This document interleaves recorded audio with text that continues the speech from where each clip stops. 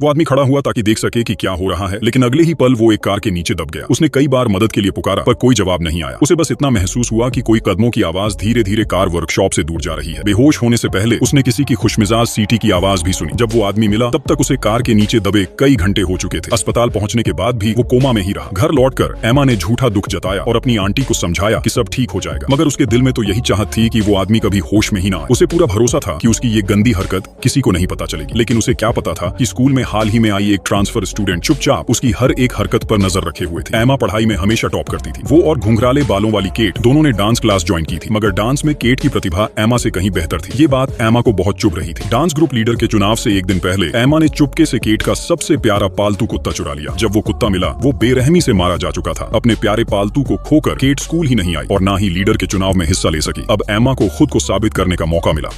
उसने मंच पर बेहतरीन डांस किया, लेकिन इसके बावजूद भी सभी को यही लग रहा था कि असली लीडर तो केट ही होनी चाहिए थी।